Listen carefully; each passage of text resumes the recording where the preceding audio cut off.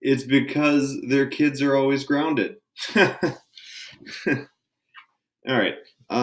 So our last section in chapter 7 is 7.5.2, which is exponential and logarithmic equations. Our EQ is how can I solve equations that have one or more logarithms. So yesterday, or in 7.5.1, we did we solved equations that contained we solved exponential equations using logs, and today will be vice versa. So just to kind of remind ourselves of these logarithmic properties, what we're going to do is expand each of these logarithms into multiple. So I want each log to only have one value or one variable in the argument. So if I look at this is log base 10, and I have two things in the numerator of the logarithm, and then one number, the square root of 8, in the denominator of the log. So what I'm going to do is I'm going to split this up into log of 12 plus log of x. And that's a plus sign there because it's 12 times x. And then finally, because I'm dividing by the square root of 8, that means I'm going to do minus log of root 8. Okay. There's not a whole lot to clean up here. Log of 12 isn't a whole number. Log of x, I don't know the value of x, so I can't do much with that.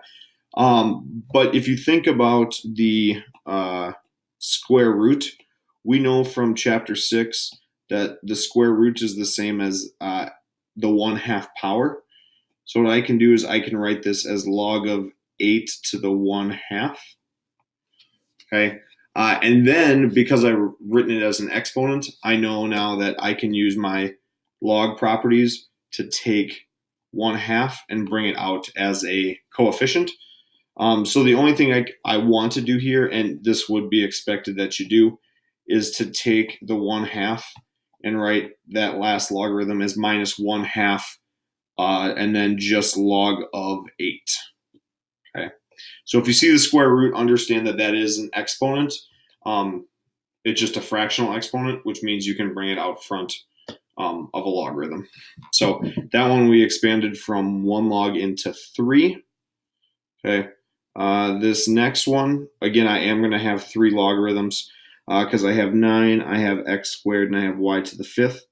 The difference is it's not a fraction, so all of these logarithms are going to be positive or adding. So I have log base 3 of 9, log base 3 of x squared, and then finally log base 3 of y to the 5th power.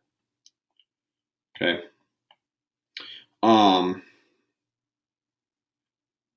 So again, I want to avoid decimals at all costs.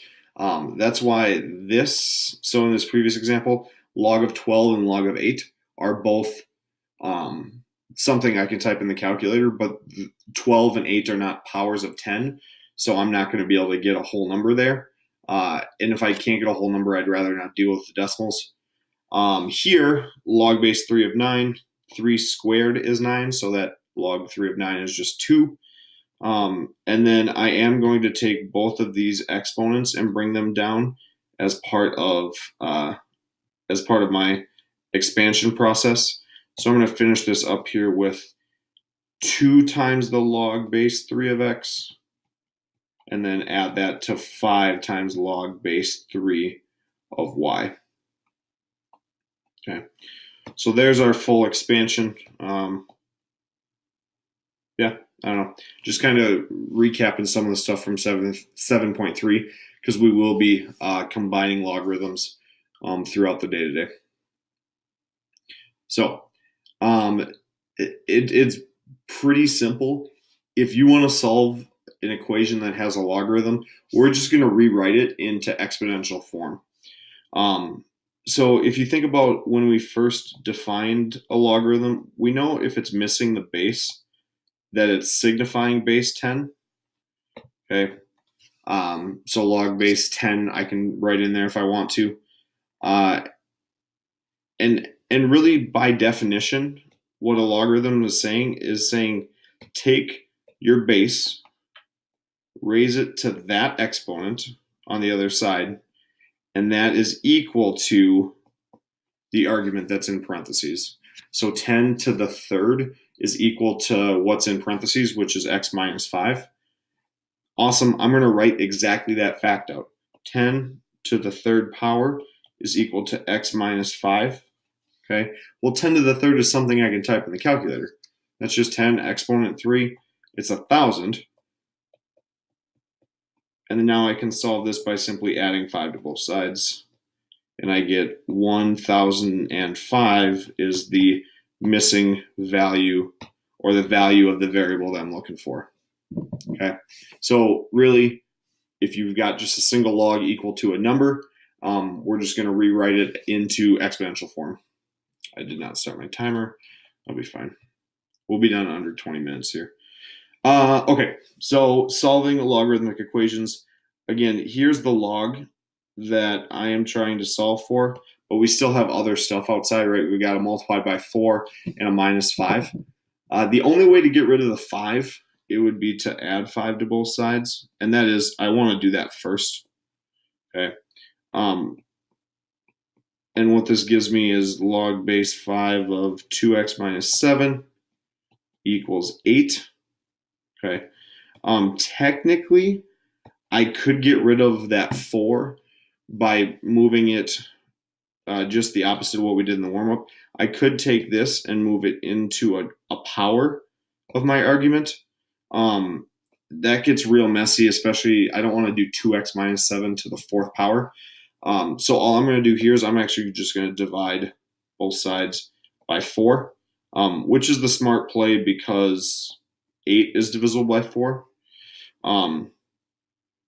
So here I don't need to worry about, like, nothing in here is going to be affected by that 4.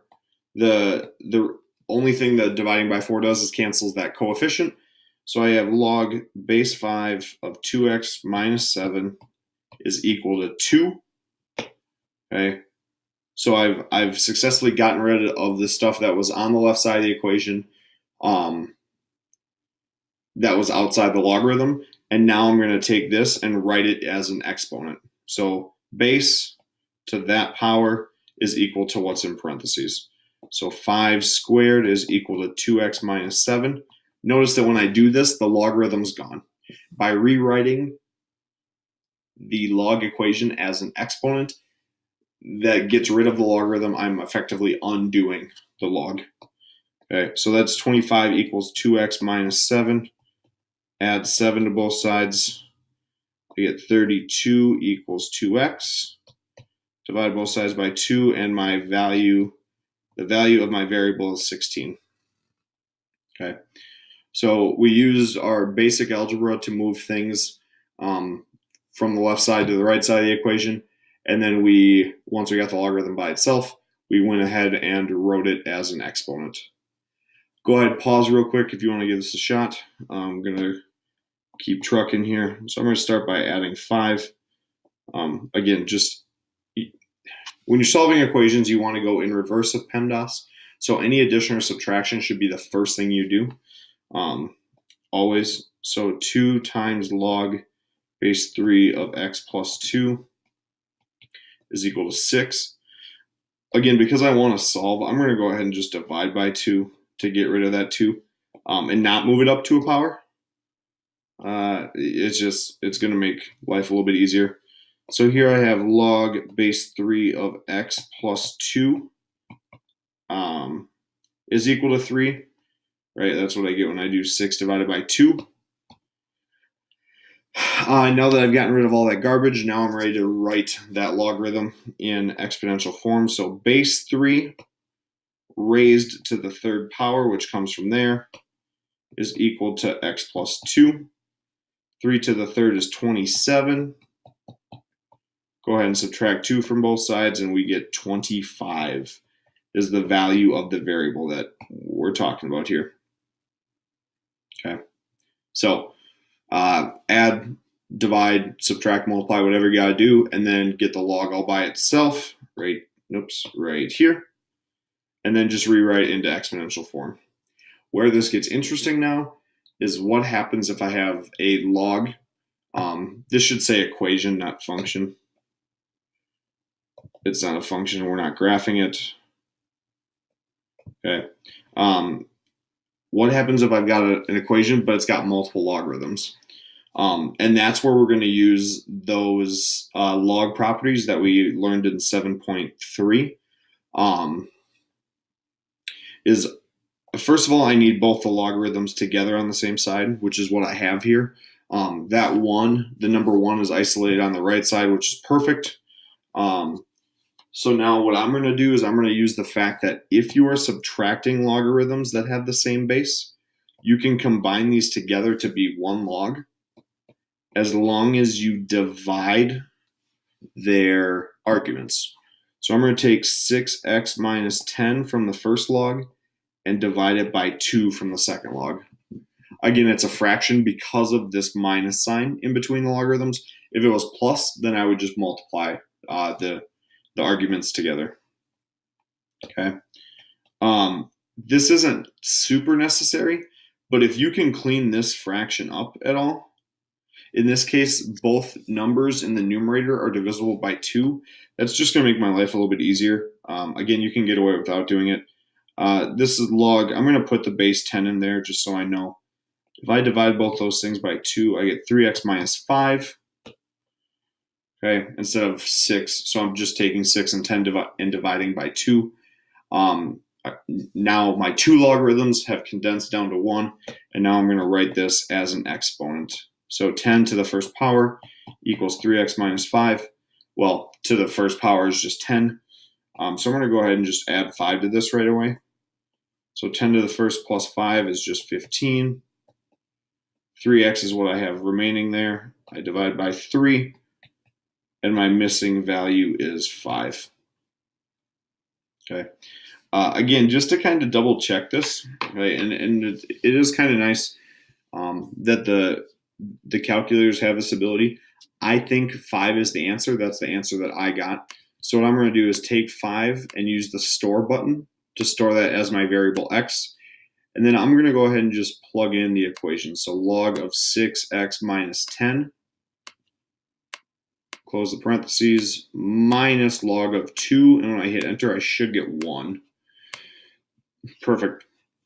So I know 5 was the missing value there that I wanted. Okay. Again, if you've got the time on a quiz or a test, just plug it in, check your work. Then you know you're good.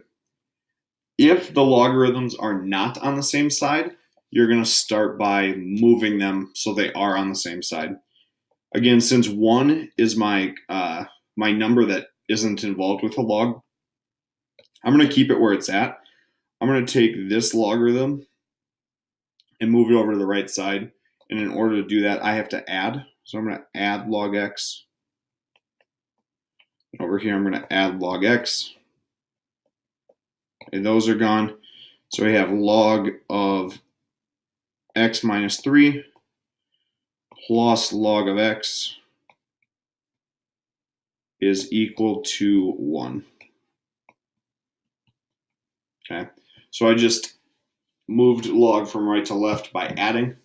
Now that it is addition, I'm going to use our first logarithm property, and that is that multiplication can be combined as long as addition of logs can be combined as long as I multiply the arguments.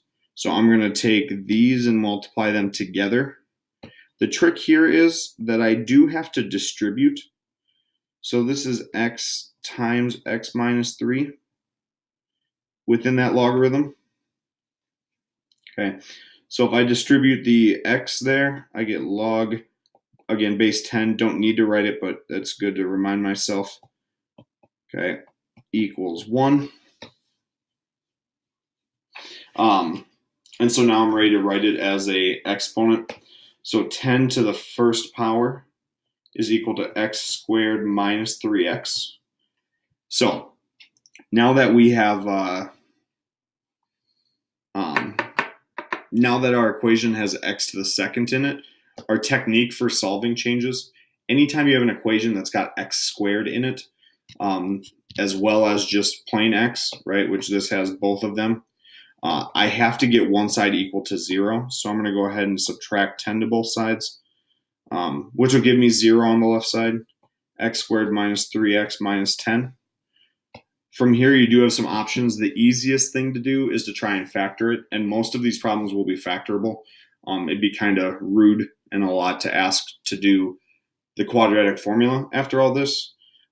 So I'm looking for numbers that, now, not to say that you won't have to do quad formula someday, but here this does actually factor really nicely into -5 times 2, which means I can rewrite this as x minus 5 times x plus 2. And then again, I'm not done. Those aren't my answers. I want to know what values of x make 0. And in this first binomial, it's 5, and in the second binomial, it's -2. So those are my two answers. Okay. Now, it's going to upset some of you.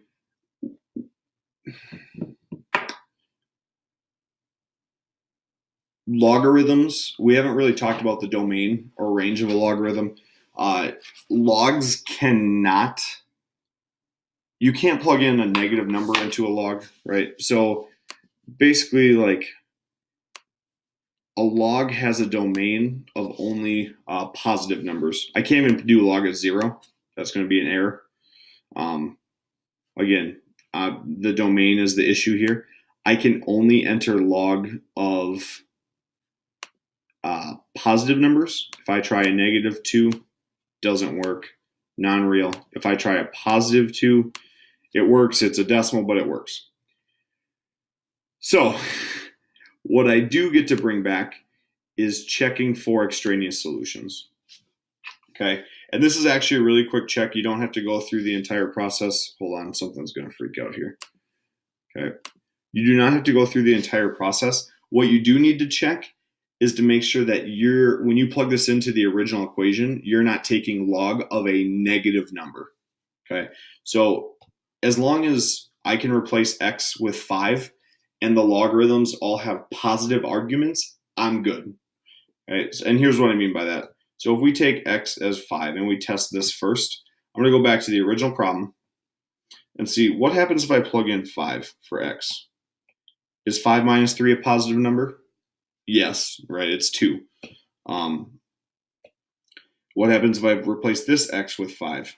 Is 5 a positive number? Yes. So like 5 is good. That's all I have to do to check, is to make sure when I plug in 5 for x, I don't end up with log of a negative number. Okay, and we'll discuss why logs can't have negative numbers. So this is good. -2 is actually a very, very quick check, because of here, if I replace x with -2, I would have log of -2, and we just saw that that is an error in the old calculator. Okay, so I do have an extraneous solution here, and that is -2. So again, your check is as simple as replace x with that number, make sure your logs have positive numbers in them. Okay.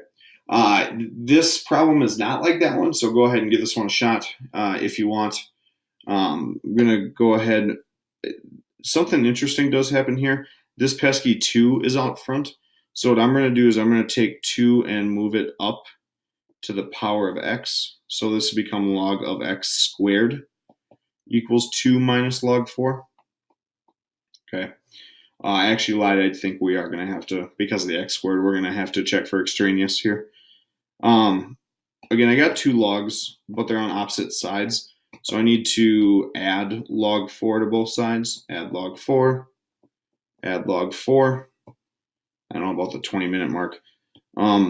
Log of x squared plus log of 4 is equal to 2. I'm going to then condense these things down into one logarithm. Because it's addition right here, I'm going to multiply x squared with 4. So my single log becomes 4x squared. Again, this is base 10 just to keep me on my feet. Log base 10. I don't need to write log again because now I'm ready to move it into an exponent. So I have 10 raised to the second power is equal to 4x squared.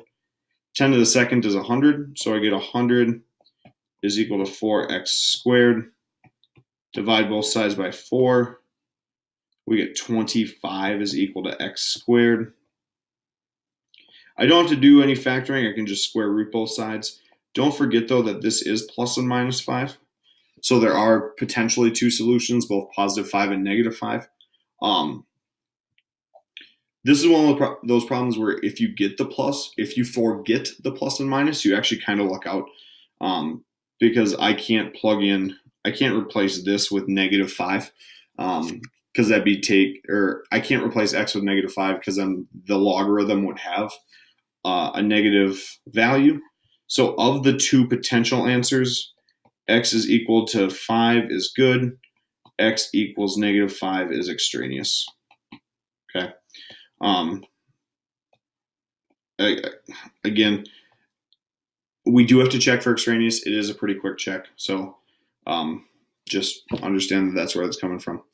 A little rundown there. Isolate the log, including writing coefficients as exponents. Okay, so make sure you do that when you're getting the logs by themselves.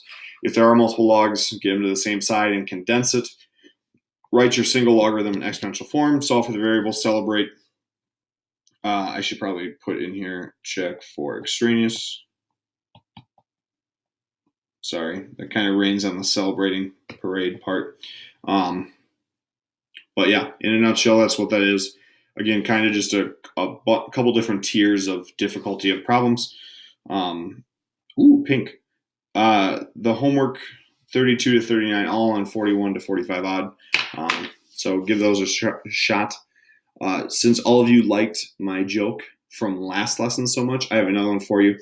And it is, I don't know why these are all coffee based because I'm not a fan of coffee, but why did the coffee file a police report? Think about that one, and we'll talk next time.